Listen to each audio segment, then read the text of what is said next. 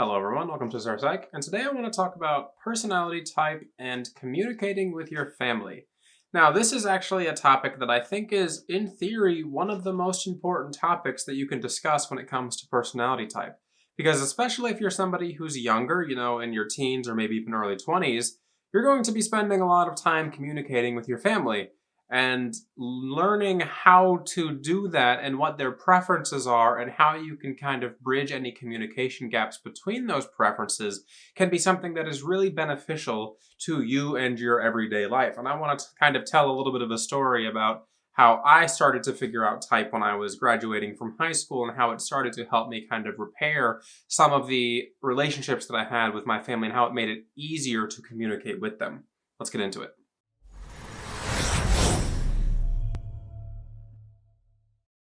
Quickly, for context, I'll go over the type dynamics of my family. So my father is an ESFJ, and unfortunately my mother passed away when I was young, so I'm not exactly sure of her personality type. But I was actually raised by my grandparents on my mother's side. And my grandmother is an INTJ, and my grandfather was an ISTJ. And I think that this is kind of a weird dynamic when it comes to, parents. You usually don't see two TJs together, especially ITJs.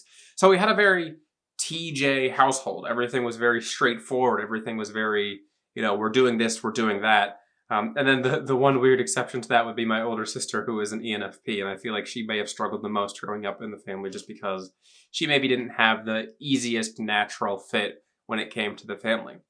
But no matter what type you are, and no matter what type your parents are, or your family, or your relatives, there's going to be conflict, even if you're the exact same type. And I think that even if you are the same type, that might even be cause for more conflict in certain cases, because it can be very easy to feel like you're the one who has authority over your way of thinking or your way of seeing things. And it can be really stressful if somebody else who sees things exactly the same way, but maybe even in a more developed sense, for example, like your parents, you're going to have conflict between those two things. And I know I certainly had that conflict growing up as an INTJ, being raised by other TJs, and specifically my grandmother was an INTJ, because as a kid, you don't realize that you're kind of dumb, right? Like, you don't have the life experience to be like, oh, this actually doesn't make sense, or this doesn't work within this context, or maybe I'm being a jerk, that sort of thing.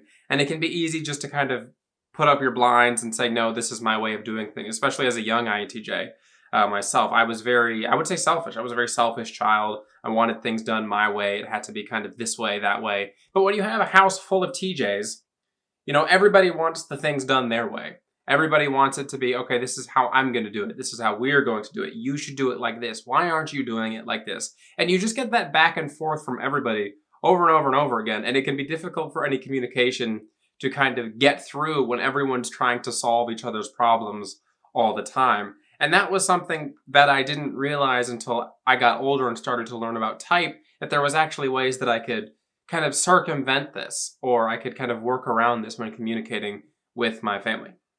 The biggest thing you may have noticed discussing that story or the type dynamics there is that all of us were ITJs except for my sister, who is an ENFP. There's not a single trace of extroverted feeling in my everyday life, or there wasn't a single trace of extroverted feeling in my everyday life when it came to how I was raised. And that was something that became apparent to me as I started to experience more of the world and interact with other people, and especially as I met my ENFJ girlfriend, who is now my wife.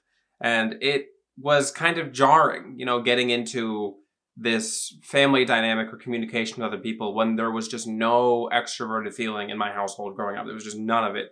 We didn't share emotions. We didn't talk about how we feel. It's just nothing. We didn't do that. There was just no times in my life where we just sat down and were like, hey, how are you feeling today? Are you feeling good? Do you want to talk about are you stressed? That just didn't happen. And this is something that, like, when you're aware of type dynamics, when you're aware of the issues that you're having as an individual, then you can learn to communicate the needs to your family members and what maybe their needs are going to be if they're unable to realize them themselves. Say, for example, it was very difficult for me the first few years with my wife to understand that she just needed somebody to sit down and listen with her if she had a problem that she wanted to vent.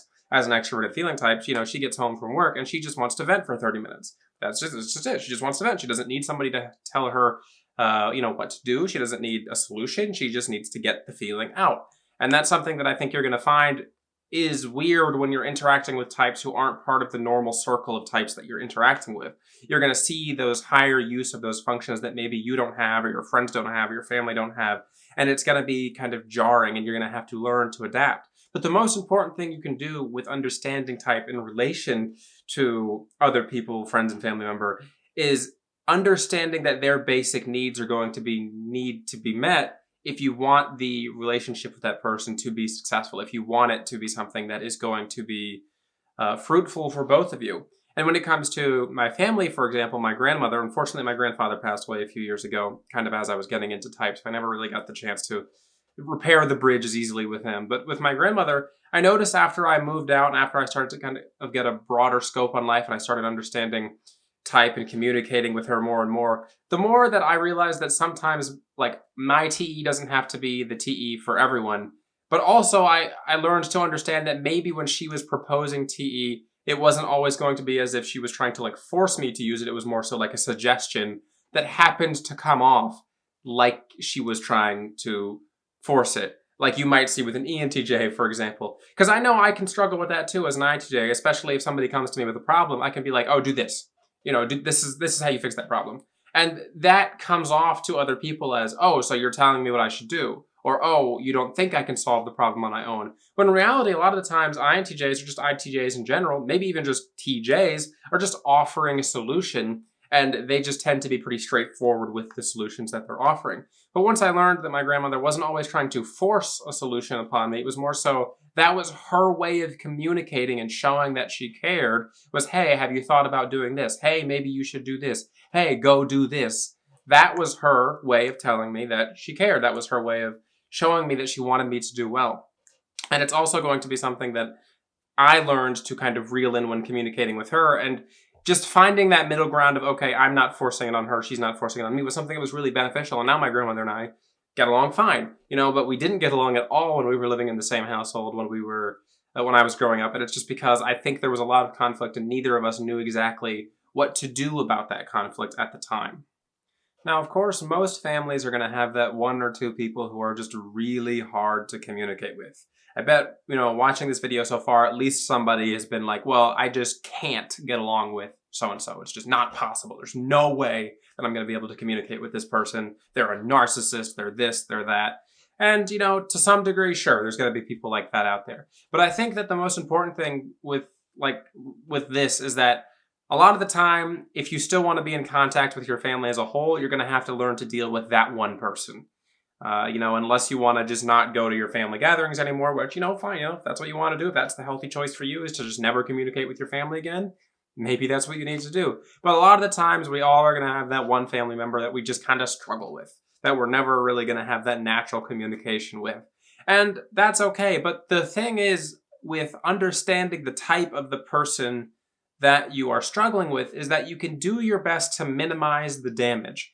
And I think that that is also one of the strongest aspects of learning personality type and applying it to everyday life, is that not only can you understand yourself and others, but you can learn how to maximize the communication between you and that person, and also minimize the damage between you and people that you're not terribly fond of. If you've got that one relative who you're just always arguing with, you can't agree on anything, you then might want to step back and ask, well, what are we conflicting over? Is there a reoccurring pattern in the things that we're debating over? Is it politics? Is it, our ideas about religion? Is it X and X? And when you really break it down from there, you can say, okay, it's this topic, but is it really the topic that we're debating about? Or is it our subjective viewpoints on how we came to an understanding of that topic? For example, if I'm a TE type and somebody else is a TI type, and we're arguing a point, we're going to see it from two very different angles. And you can find that TE and TI can just go at it for hours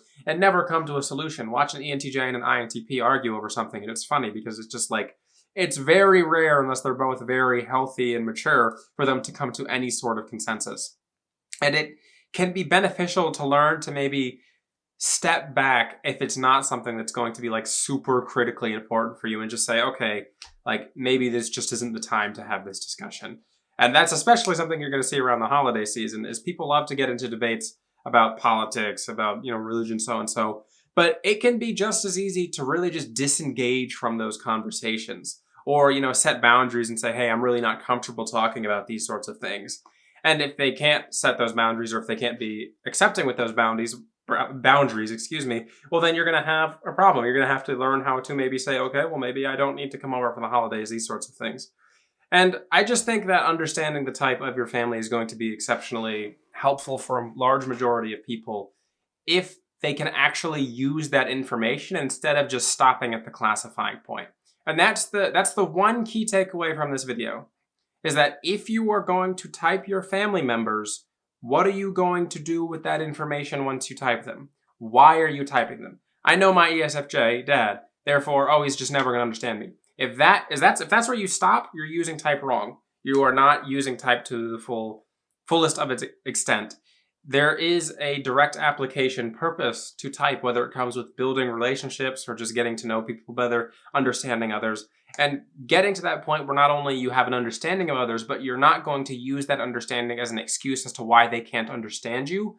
That's going to be the real step into actually applying MBTI or personality typology in your everyday life.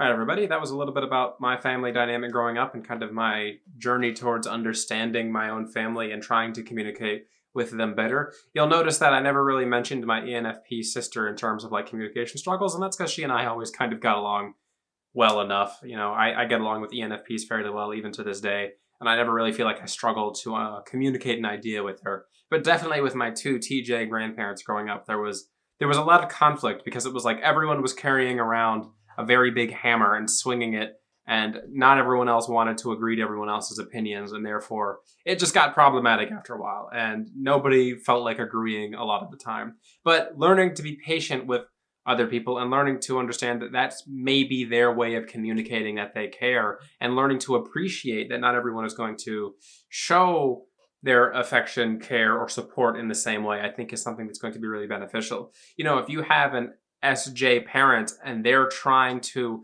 schedule your life or give you some sort of routine or tell you that you should be more organized or, strict or something like that, that means they care. And, as an NI type myself, I say that one of the ways that you can tell that I care about you is if I ask about what is your life going to be like in 5 or 10 years, or have you thought about what you want to do for the future? To me, that's like the number one question to show that I care about someone, because that's saying, hey, my NI wants to know about you. Like, it wants to know what you're going to do, and I'm interested in maybe helping you refine your plan.